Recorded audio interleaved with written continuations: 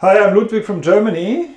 After the last video in which we expounded in more detail on the hidden global elite war that may have been encrypted in the Lord of the Rings, we are continuing our Tolkien video series today. Please keep in mind that this is just an interpretation. We may ask ourselves the question how to make best use of the awareness of a possible elite war for achieving a better world. People working in North America and in Europe to bring down the US elite and thinking they are fighting the global deep state should maybe pause for a moment and question whether their current action is really productive. As the war between the two factions of the global deep state weakens it weakens the deep state, and its weakening opens a door for our liberation. It may not be helpful to think that the winning side consists only of real patriots and heroes. Surely the ultimate defeat of the US deep state will be for our good, but instead of getting exhilarated about that victory, we should look out for the dark agendas still pursued and try to stop them too, after the fall of the US deep state. If we focus too much on defeating the evil in the outer world, we pay too little attention to the bad guys who are fighting on our side and who are only leveraging the honestly good guys to get the upper hand in a gangster or mafia war that they are using us for. Maybe we are blind to only helping to replace one evil by another. So we always also need to look within into our own consciousness and question what we do. How much blame is in our actions? How much need that we are the good ones and the others the bad ones? Is our need to be the good ones used for selfish purposes by others? As we have seen in the first video, both the US elite and the global deep state ultimately only feed on our collective ego. A total focus on the battle against the US elite gives the global deep state all our energy that we could make better use of. So we should also look out to whom we are giving our power and if those people really have our best in mind. I do not like the term trust the plan. I only fully trust in God. I understand that Q must hide and protect themselves in this war, but to be fully trusted they will ultimately, after the defeat of the US elite, have to play with fully open cards and reveal everything, 100% of what happened to the public and not only 20% as they indicated. I'm not calling for abstaining from bringing light into the dark machinations and the criminals to justice. We should do that. However, we should do it with a proper wise attitude, careful not to become tools or even pawns in a covert dark elite war. We should not fight against the evil, but for the good that we want to achieve. It might be a good idea to largely leave the factions of the deep state to their war against one another. This war will take its own course. If we do that, we can use more of both our time and our energy for the positive things we want to achieve. In the outer world, this will be about understanding to follow the knowledge in our heart and become active. With the deep state weakening due to its inner war, our positive endeavors will have more and more chances of success.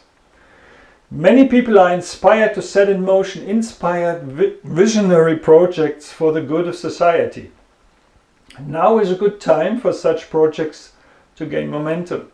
We can look around and see which of the many emerging projects we feel most inspired to join. If we work selflessly on intelligent projects for the good of society, there will ultimately be nothing positive that we cannot achieve. These are the things that will become ever more possible and that we should focus on more and more. It's time to get going.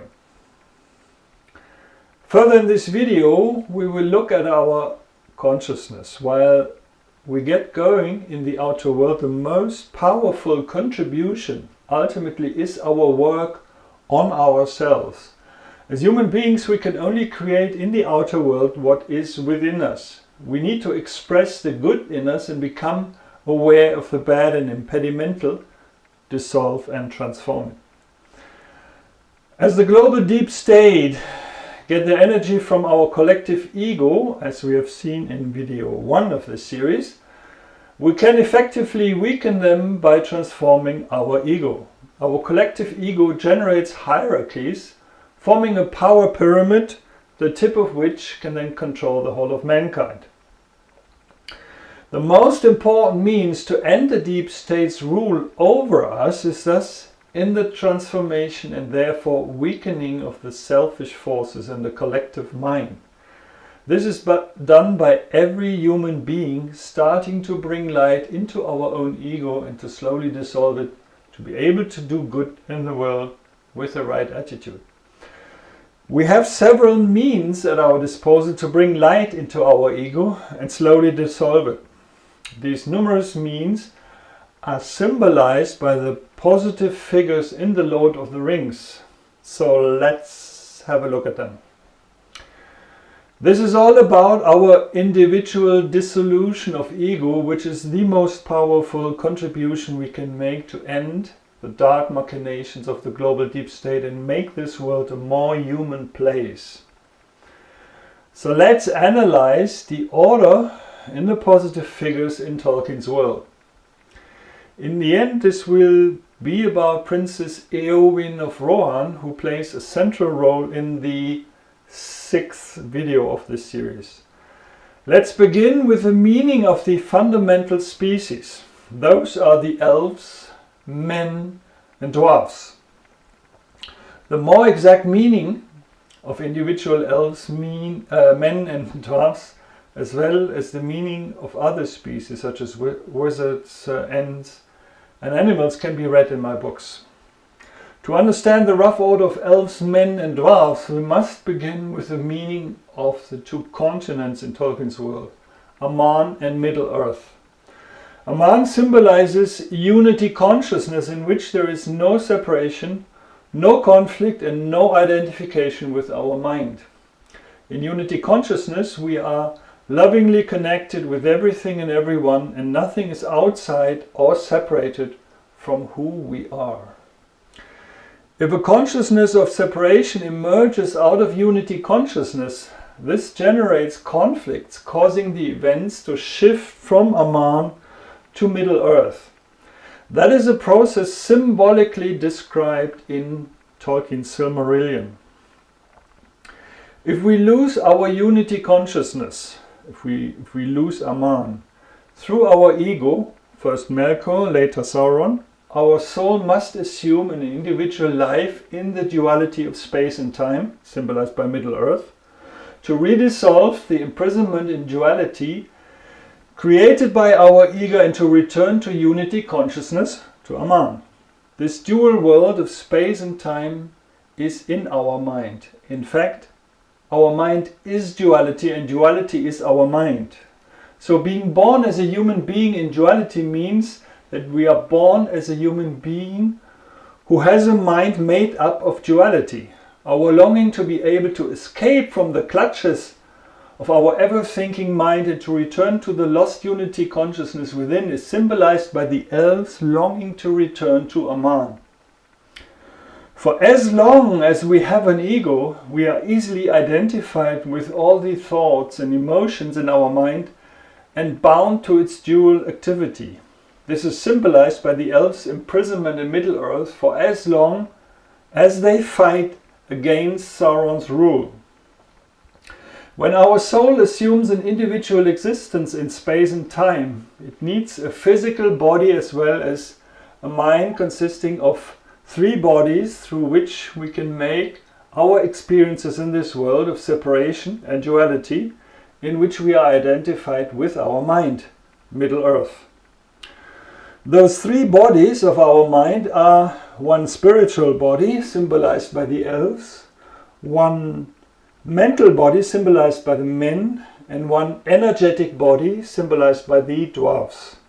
Elves, men and Dwarfs thus symbolize the three bodies of our mind by means of which we can lead a life as a human being in the duality of space and time. Our spiritual body learns across many lives as a human being because it does not die when our physical body dies. That means our soul and our spiritual body continue learning from lifetime to lifetime to lifetime. This learning never stops even when we die, and this is symbolized by the immortality of the elves. Tolkien's writing wants to lead us to the realization that our most inner true self is immortal consciousness, immortal selfless love, and therefore a spark of the Supreme. The ultimate truth is that we are nothing but just that. Both our mental body and our energetic body die when our physical body dies. This is symbolized by the mortality of men and dwarfs. The mortality of our mental body also results, for instance, in our not remembering our former lifetimes. Overall, elves as well as men as well as dwarfs fight against Sauron's creatures. This symbolizes that the positive forces in the three bodies of our mind fight against the effects of the activities of our own ego on our mind in order to maintain our inner balance. For the activities of our ego keep bringing us into imbalance and creating problems and conflicts, both for ourselves and for fellow humans. All the evil of Middle-earth ultimately goes back to Melkor and Sauron. That means the only source of the imbalance and conflicts in our mind is our own ego. So we have received the three bodies of our mind from God to be able to learn to distinguish and dissolve the machinations of our ego to be ourselves again. The three bodies of our mind in turn are divided in three areas each. Our spiritual body is divided in the areas of our most inner sense of meaning, our most inner sense of being, and our most inner awareness. Those three are symbolized by the three elven people, the Wood Elves, the Rivendell Elves, and the Lorien Elves. Our mental body is divided in the areas of our sense of self-esteem, our sense of power or sovereignty, and our sense of justice or ethics. Those three are symbolized by the three peoples of men: the men of Rohan, the sense of self-esteem, the men of Arnor, our sense of power, and the men of Gondor. So Gondor symbolizes Dharma, our ethics, morality, and sense of justice, our sense of the divine right order, and our aspiration to do the right things in life. In The Lord of the Rings, the war of our time is symbolized by the war in Gondor. This means that the deep state wages a war against the integrity, the humanness, and the decency of mankind.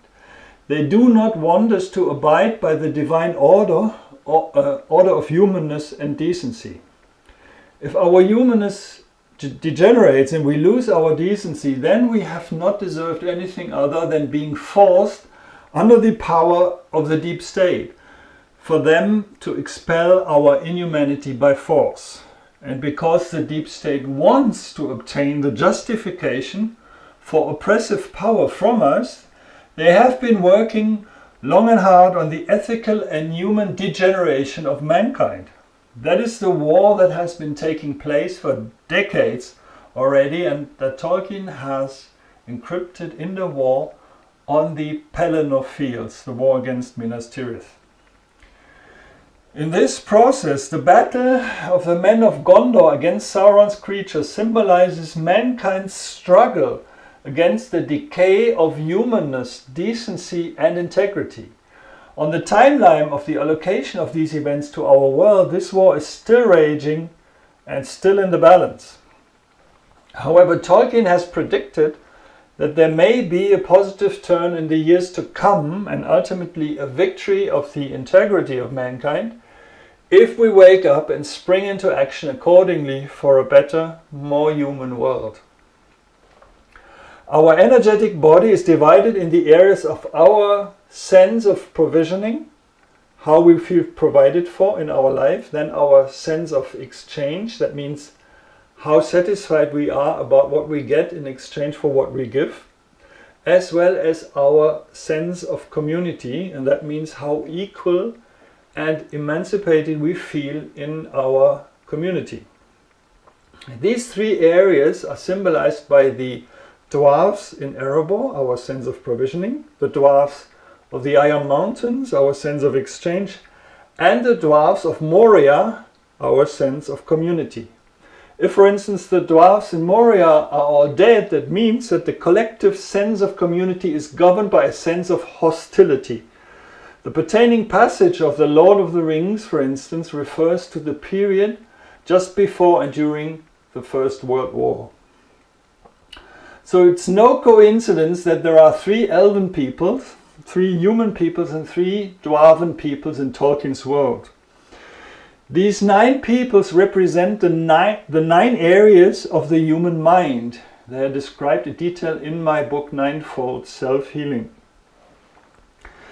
Among the men of Rohan, Princess Éowyn plays a very specific and prominent role for the victory in the battle on the Pellennor fields. She is a niece of the king of Rohan. The kingdom of Rohan symbolizes the area of our self-esteem and appreciation. The men of Rohan symbolize our self-healing powers for the healing of our sense of inferiority. One of the most important self-healing powers here is embodied by Princess Éowyn. For a very long time, Princess Éowyn is unable to unfold her true high value because she is hampered by her desire for fame and honor in the battle. Only when she is ready to disguise herself and thus renounce any appreciation and recognition for her heroic battle, only then does she develop her true greatness. She becomes a decisive factor in the battle to overcome Sauron's minions, the forces of ego in our world. That means her action becomes selfless, without any prospect for any kind of reward for what she's doing, only oriented towards the victory in the battle against the armies of Mordor. And that then is her true, glorious and majestic nature that she embodies and symbolizes, namely the selfless service for the good of others. Princess Éowyn symbolizes this selfless service, the selflessness in the struggle for a better world, without prospect for reward or recognition for our selfless efforts. In the context of the battle on the Pellennor fields, this selflessness takes on a specific form that we will look at in the next video. With this, we are all set for the next video, except for the King of the Ringwraith. In the next video, we will analyze the One Ring and the Ringwraith and cast a more detailed look at the King of the Ringwraith. Remember, we can create in this world only what is within us. If we want peace in this world, there must be peace within us first. So, like, share and subscribe. If you have questions or ideas, leave me your comments. See you next time.